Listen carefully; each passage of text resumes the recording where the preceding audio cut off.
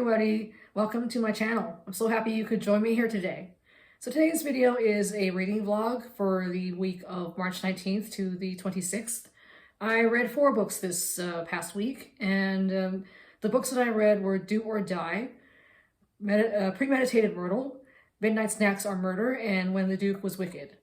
So with all that being said, let's go back to Past Me, where I will talk about the first book that I read for the week. Good afternoon, everybody. It's Saturday afternoon, March 19th, and I just finished a reading sprint. And I finished Do or Die by Jem Mclindley. It is number 2 in the Book Lovers series. And so the premise of this book is Lindsay Norris. She's the director of the Briar Creek Public Library, and they're holding an election for the Friends of Library Society, or its committee. And they're electing a new president, and the current president, he thinks he's a shoo-in to win, but they vote him out, and they vote for Carrie. She's one of the people that's like, she's very involved in the library, and she gets elected as president.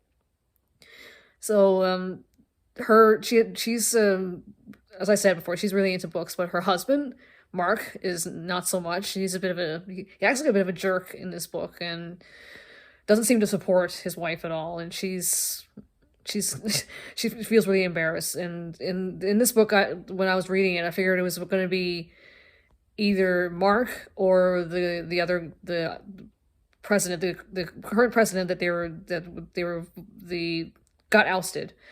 And normally I don't usually pick or just kind of guess who might be the victims, but in this one it was either one of these two people, because they both acted pretty dumb. Not dumb, but they're being jerks, and so I figured it must be these two. It must be one of these two.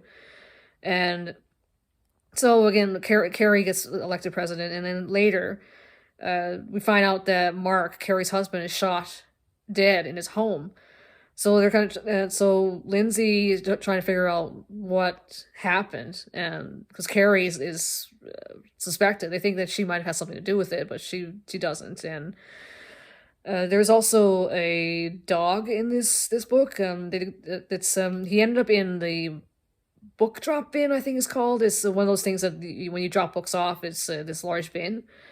And so Lindsay ends up adopting him later on, and well, actually, she's kind of she wants to foster him. She has no intention of keeping him, but she falls in love with him, and he gets the name Heathcliff from like Wuthering Heights, and he's a really sweet dog. He's always seems very friendly, and I'd say I like this book. I gave it 4 dumplings out of 5. I enjoyed it, and I know Hannah from Buggy Reads really likes this series, so I'm going to keep on reading the rest of the books in these series, and that's I just wanted to give you guys an update on this book that I just finished, like I said, and I think the next one I'm going to continue on with is Midnight Snacks Are Murder.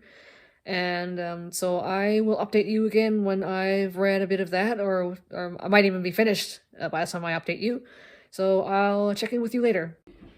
Good afternoon, everybody. It's Wednesday afternoon, March 22nd, and I've got home from work and got my walk-in and got a shower, so I'm all clean and feeling relaxed. I wanted to give you an update on the book I was reading, Midnight Snacks Are Murder. I finished it last night during the reading sprint, but I wasn't able to film an update last night. It got really, really late. So I just wanted to update you guys today. And so the premise of this book, this is the second book in the Poppy Mcallister series by Libby Klein. And so in this book, Poppy, in the first book, Poppy came home to Cape May, Pennsylvania. And so she decides in the second book she's helping to renovate Aunt Ginny's home to become a B&B, and her mother-in-law Georgina is there. I think she's investing some of her money in the business, and Georgina she's bulldozing all of Poppy's ideas, like from paint colors, and is tormenting the lead contractor and just making everybody just miserable. And Aunt Ginny is so stressed out by all of Georgina's antics and everything that's going on that I think she has a little bit of an accident, and so Poppy insists that she go see the doctor, and the doctor diagnoses her as she's stressed out and not getting much sleep. So he prescribes her some anxiety pills and sleeping pills, and so she starts with Georgina and the lead contractor Smitty. There's going back and forth at each other. Aunt Ginny's popping the pills like candy, and I gave this book 5 dumplings out of 5. I really like this book. It was so funny. There's so many funny moments, and Aunt Ginny just she was just crazy, and her antics, like when she's like, what happens is she ends up, the pills are affecting her, so she sleepwalks, and she goes into people's houses and takes little items from their homes and eats whatever food is laying around, and she doesn't realize that she's doing it. And the police come one day and they want to arrest her because one of the houses that has that's where one of the items, the way the scene looked, it looked exactly like all the others, where Ginny was going in and taking items and eating the food that was laid out, so they immediately suspect her. And so the one thing I found with this, the victim in the book, I don't recall if he was mentioned early on. He might have been, but maybe I wasn't paying attention. But when I got to the part where they talk about the victim, and I'm thinking to myself, wait a minute, where did he come from? So he might have been mentioned, but I don't recall. But anyway, so Aunt Ginny is suspected, and Poppy is freaking out, obviously, because Ginny is an older lady, and it's like she doesn't need this sort of stress. And so there's the police put Aunt Ginny in house arrest with an ankle bracelet, so she has to be within a certain perimeter, but she keeps going out of it. And Poppy is just like run ragged trying to keep Aunt Ginny contained, because she just keeps escaping. And you think that she probably, I'm surprised that Poppy didn't take one of Ginny's anxiety pills and take it herself, because she's just so stressed out from trying to keep Ginny at home and not wandering around when she's not supposed to. And I also really like Gia. He's just so swoon worthy. I love him, and his son Henry is just so sweet. And I found it amusing when Gia and Tim finally meet, and they do this chest thumping macho man thing where they're trying to one up each other in front of Poppy. That's too funny. And there's one scene where Georgina says something really insulting and mean to Poppy, and she finally has had enough, and she tells her off. And I'm inside cheering, thinking, yes, good job, Poppy, you did it. You pulled up your big girl thong and told her off. Yes. I was just like, oh, if I'm able to clap right now, I would give her a round of applause. It's like, oh, it was so great.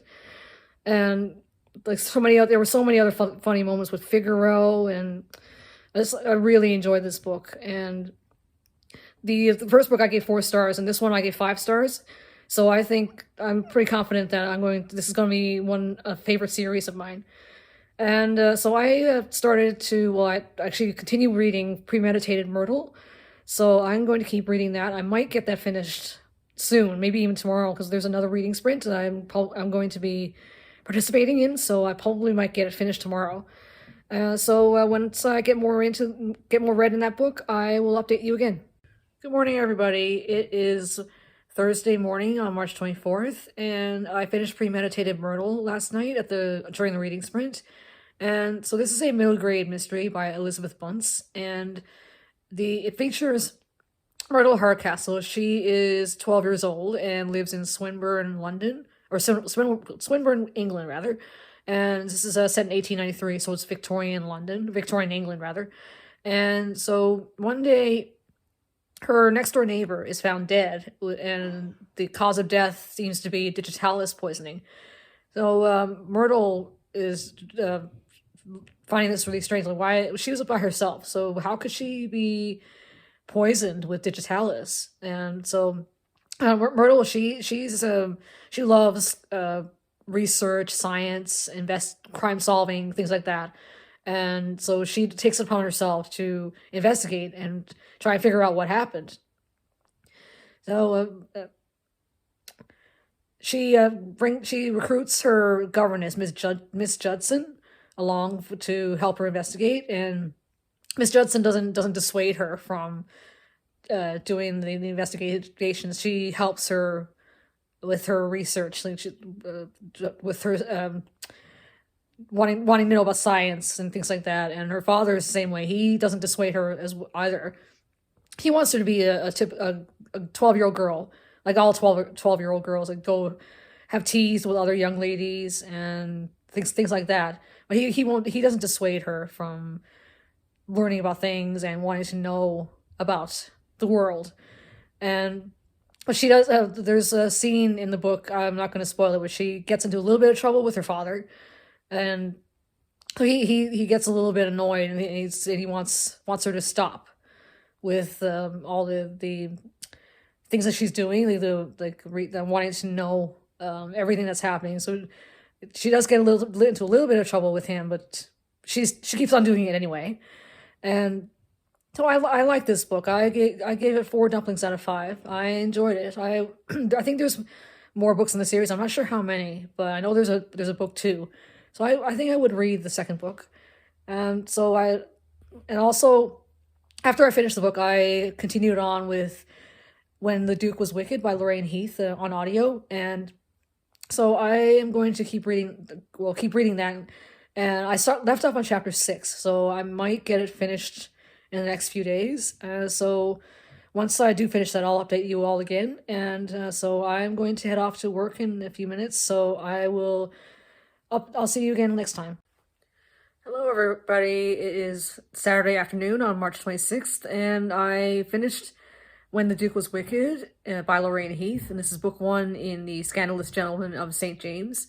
It's a historical romance, and the book follows Lady Grace Mabry, and she is the daughter of a duke, and she's looking to marry a wealthy man, a titled man, but she doesn't know if the young men that she meets at parties and balls are genuine, if they truly love her, or if they're after her for her money, but she has a very large dowry and some land that will be willed to her by her father. So she doesn't know how to tell if the men that are pursuing her are actually interested in her for her, or if they're interested in her for her money. So she asked her childhood friend Lovington, he's another duke, to help her figure this out. So he decided, okay, I'll do this. And so there's Lorraine Heath. She's well known for her angst in her stories and the plot twists. And this book is very angsty. Lovington, we find out that he was married before, but he lost his wife and they had a child, but both of them died, and he feels guilty about how they died. So he feels like he can never love again. He can never love another woman like he loved Julia, which was his first wife. And as the story progresses, Grace and Lovington, they start to develop feelings for each other. Lovington is like standoffish. He doesn't want to pursue her because, as I said before, he doesn't believe that he deserves love after what happened with his wife. He loved his first wife so much that he doesn't think he could ever love another woman like that ever again. And so there's things Grace also has something that happened with her as well, that she's it doesn't get revealed until later, but it colors her view of herself and how men would perceive her. And so there was a scene in the book where Lovington is playing cards with, I forget his name, but he's the husband of Lady Sybil, who is Grace's friend. And in one of the earlier scenes, they're all at a party, and the husband is being mean and just being a jerk to Lady Sybil, and it's not right what he's doing, because he's drunk at this party and he's just bad mouthing. He's not bad mouthing, but he's just being abusive. And Lovington finds out at the card game why the husband is being abusive and why he's drinking and gambling so much. And so Lovington tells him, "Okay, I'm going to help you out of this mess, but you have to promise me that you will stop abusing your wife and stop drinking and gambling, and I'll help you." And the husband says, "Yes, I will do it, because I do love my wife. Truly, I do love her." And he asks him, "Why are you doing this?" And so Lovington tells him, "It's because if your wife Sybil is happy, then that means Grace is happy, and if Grace is happy, that means then that makes me happy." And it's like, oh, that scene was just really, really sweet. And that was nice.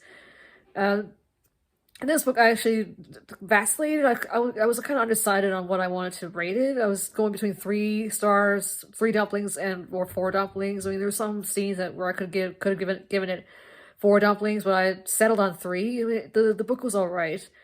I found the angst a bit annoying at times. I found Lovington's stubbornness to not love again, and to not let Grace in to his heart, or not. He loved Grace, but he just didn't want to pursue it. He didn't want to have anything to do with that, like, because he just feels so guilty about his first wife. It found a little bit like, come on, man, stop it already. I mean, you love the woman, just go and be with her.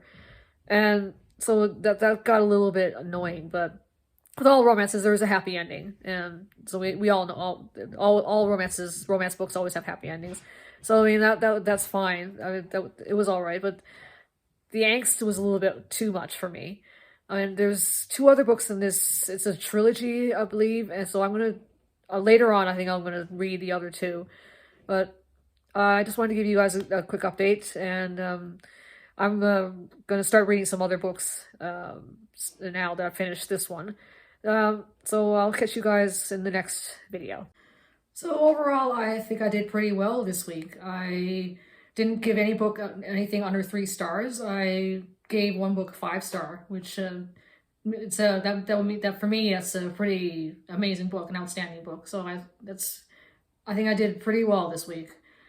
So hosts, please let me know in the comments below what your reading week was like. What did you read? How did you find your week? Did you like the books you read, and how you rated them? If you like this video, please click on the like button.